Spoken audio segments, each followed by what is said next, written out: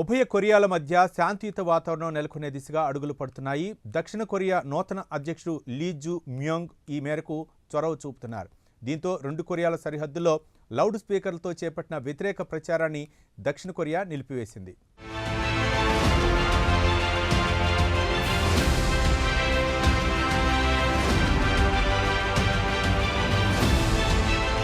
దక్షిణ కొరియా, ఉత్తర కొరియాల మధ్య కొన్ని దశాబ్దాలుగా శత్రుత్వం ఉంది. అయితే దక్షిణ కొరియా అధ్యక్షుడిగా ఇటీవల లీ జూ మ్యోంగ్ ఎన్నికయ్యారు. ఈ నేపథ్యంలో ఉత్తర కొరియాకు ఆయన స్నేహహస్తం అందిస్తున్నారు. తాజాగా దక్షిణ కొరియా సర్కారు ఒక కీలక నిర్ణయం తీసుకుంది. సరిహద్దులో ఉత్తర కొరియాపై లౌడ్ స్పీకర్ల ద్వారా కొంతకాలంగా నడుస్తున్న వ్యతిరేక ప్రచారానికి లీ సర్కార్ బ్రేకులు వేసింది.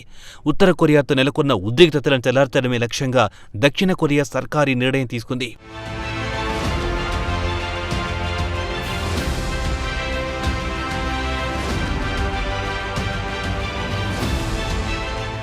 ఉభయ కొరియాల మధ్య అనేక సంవత్సరాలుగా పగలున్నాయి. వాస్తవానికి ఉత్తర కొరియాతో విభేదాలు నెలకొన్న సమయంలో సాయం కోసం అమెరికా శిబిరంలో దక్షిణ కొరియా చేరిపోయింది.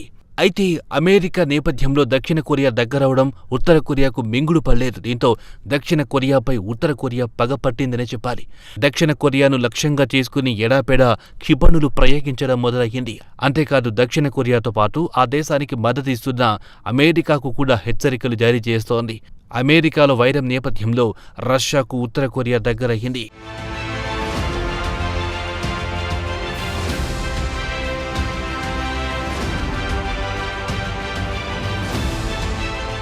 కాగా ఉభయ కొరియాల మధ్య శాంతియుత వాతావరణం కోసం కృషి చేస్తారని ఎన్నికల ప్రచారంలో ప్రజలకు లీ జూ మ్యోంగ్ హామీ ఇచ్చారు. దక్షిణ కొరియా ప్రజలను ఈ హామీ బాగా ఆకట్టుకుంది. అయితే దక్షిణ కొరియా ప్రజలు కూడా ఉత్తర కొరియాతో స్నేహాన్ని కోరుకుంటున్నారు. దశాబ్దాల పగలకు తెరదించాలని కోరుకుంటున్నారు. దీంతో తాజా ఎన్నికలలో లీ జూ మ్యోంగ్ దక్షిణ కొరియా ప్రజలు గెలిపించారు. ఈ నేపథ్యంలో ఎన్నికల ప్రచారంలో ఇచ్చిన హామీలకు కట్టుబడి లౌడ్ స్పీకర్ల ద్వారా ఉత్తర కొరియాపై వ్యతిరేక ప్రచారాన్ని ఆయన నిలిపివేశారు.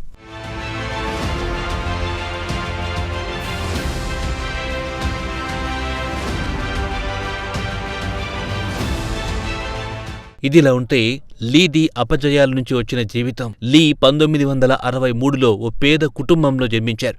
బాల్యంలో ఆయన కటిక పేదరికం అనుభవించారు. పాఠశాల విద్య తర్వాత ఏనాడు స్కూల్ ముఖం చూడలేదు. ఒక ఫ్యాక్టరీలో కార్మికుడిగా బాల్యంలోనే జీవితం ప్రారంభించారు లీ జూ మ్యోంగ్. ఆ తర్వాత బతుకుబండి నడుపుకోవడానికి రకరకాల పనులు చేశారు.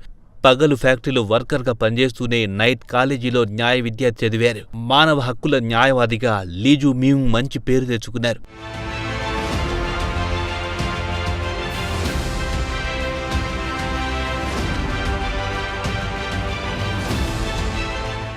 ఆ తర్వాత పాలిటిక్స్లో ఎంట్రీ ఇచ్చారు. 2010లో తొలిసారి దక్షిణ కొరియాలోని ఓ నగరానికి లీ మేయర్గా ఎన్నికయ్యారు. ఆ తర్వాత గ్యాంగి ప్రోవిన్స్ పాలన బాధ్యతలు చేపట్టారు. అప్పటి నుంచి డెమోక్రాటిక్ పార్టీలో లీ అంచెలంచెలుగా ఎదిగారు. 2022లో దక్షిణ కొరియా అధ్యక్ష పదవికి జరిగిన ఎన్నికలలో లీ పోటీ చేశారు. అయితే స్వల్ప